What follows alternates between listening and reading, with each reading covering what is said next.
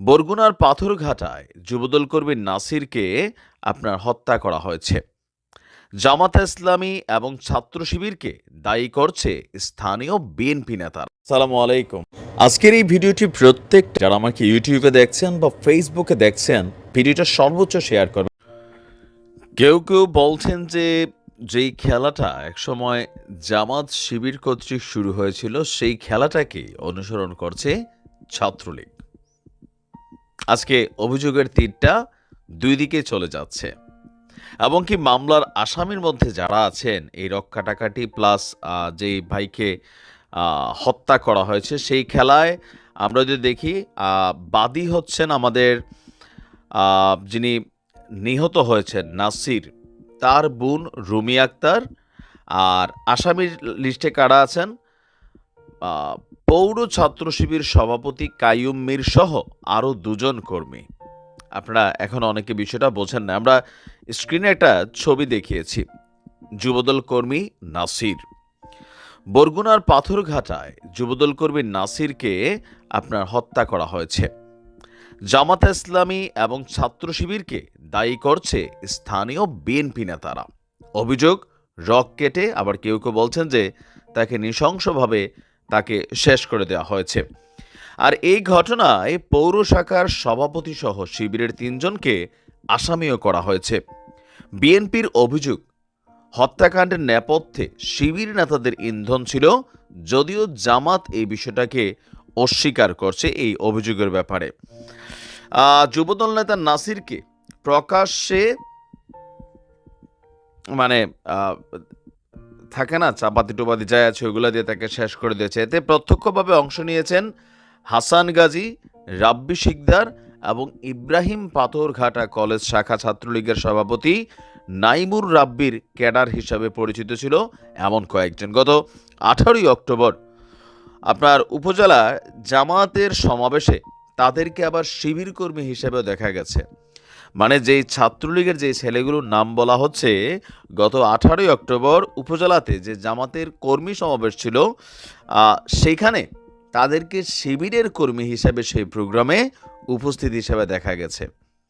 আমরা দেখেছি কিভাবে শিবিরের কর্মীরা শেখ হাসিনার পতনের আগে আওয়ামী লীগ সাইজা, যুবলীগ সাইজা, ছাত্রলীগ সাইজা বিভিন্ন ফর্মে ঢুকে গিয়েছিল।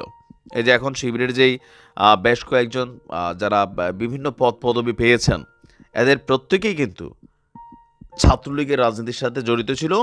গুপ্তভাবে তাদেরকে আসলে আইডেন্টিফাই করার সুযোগ ছিল না।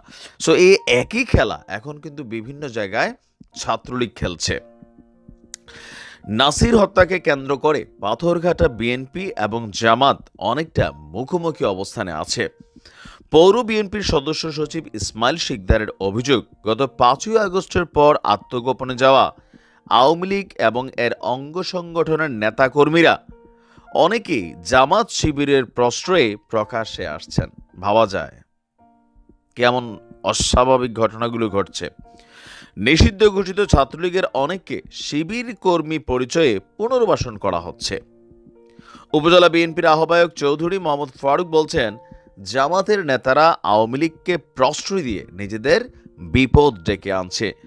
নিষিদ্ধ সংগঠন কর্মীদের যারা আশ্রয় দিয়েছে তাদেরও বিচার হতে হবে। বিএনপির এই অভিযোগ অস্বীকার করেছে উপজেলা জামাত। এ নিয়ে পাথরঘাটা শহরের মুন্সিরহাট বাজার একটা সংবাদ সম্মেলন করেছেন বরগুনা জেলা জামায়াতের অ্যাসিস্ট্যান্ট সেক্রেটারি শামীম আহমেদ। তিনি বলছেন যে 5ই আগস্টের পর থেকে পাথরঘাটায় জামাত বিএনপির সুসম্পর্কের মাধ্যমে রাজনীতি করছে। এই সম্পর্কে ফাটল ধরাতে তৃতীয় শক্তি ষড়যন্ত্র করছে। তো তৃতীয় শক্তি কারা?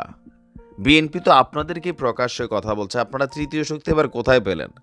ছাত্রলীগকে সেখানে আশ্রয় প্রশ্রয় কারা দিচ্ছে? আপনাদেরই তো নামযোগ অভিযোগ উঠে আসছে। নাসিরের বাবা শাহজাহান বলছেন যে বিএনপি করায় আমার ছেলে আওয়ামী লীগের সময় নির্যাতিত হয়েছিল। যেই একটু ভালো থাকা শুরু করেছে তখনই আমার ছেলেকে শেষ করে দিল। ওসি বলছেন, এই ঘটনায় 8 জনকে আসামি করে মামলা করেছেন নাসিরের বোন রুমি আক্তার। আর আসামিদের মধ্যে পাথরঘাটা পৌর ছাত্র শিবিরের সভাপতি কাইয়ুম মীর সহ আরও 2 জন কর্মী রয়েছে। আসামিদের শনাক্তের চেষ্টা চলছে। সব আসামি পালিয়ে থাকায় গ্রেপ্তারেরও একটু হচ্ছে বা বাকিদেরকে গ্রেপ্তার করা হবে। তো বিভিন্ন জায়গায় আমরা দেখি কি সম্ভবত ১৪ গ্রাম বা কুমিল্লা কোথায় জানি আমি এটা নিউজ করছিলাম, এই মুহূর্তে সঠিক খেয়াল নেই। সেইখানেও দেখেছিলাম যে আওয়ামী লীগের কর্মীরা শিবিরের সাথে কানেক্টেড হচ্ছে বিভিন্ন জায়গায়। অভিযোগ ছিল কিন্তু বিএনপির বরাবরই এরকম। তো এই যে কোপাকুপির খেলা শুরু হয়েছে, রক কাটাকাটির খেলা শুরু হয়েছে, এটা কিন্তু ভালো লক্ষণ না। দেখা যাক আসলে কি হয়। ভালো থাকো।